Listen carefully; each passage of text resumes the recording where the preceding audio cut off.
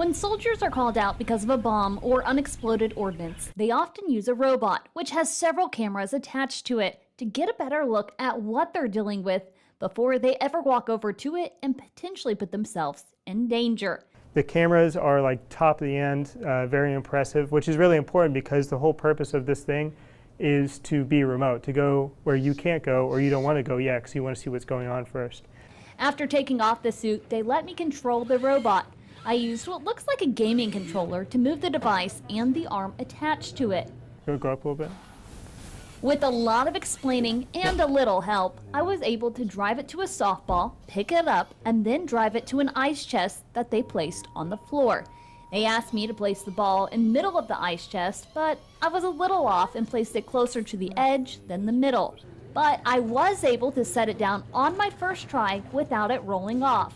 This robot is one of 3 they utilize. Kleinfelter says the tracks on it make it very versatile for all sorts of terrain.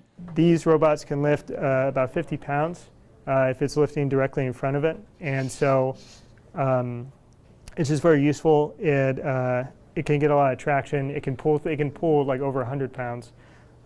It's actually very, very strong. He says they especially want to send it out first when there's an improvised device, which is just a fancy way of saying homemade. We can disable and recover it. Then there's lots of evidence of even how, not just fingerprints, but also the way that it was taped, like the same way you tie your shoes a certain way. Everybody cuts tape a certain way, or maybe they bite it, or maybe they twist it so many times. And so there's always something we can learn from these type of things. And people would use something as simple as a flashlight? Yes. Actually, if you press that button on the top. Can I? Yeah. Yeah.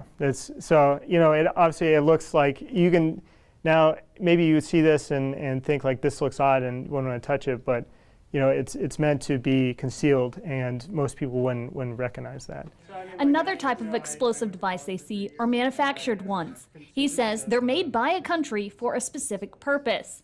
But then you get something like this pipe bomb, or you get something like these even, which these are, this is plastic, but this is meant to be an actual, this is a piece of ordnance, but now it's been modified to be used in a different way. While they assist local communities and get called out to ranges on post, they also use their knowledge and training to assist the Secret Service. Where the Secret Service goes, we will go with them, and normally for every other type of call, it's always someone else who finds something and then we get called to respond to it.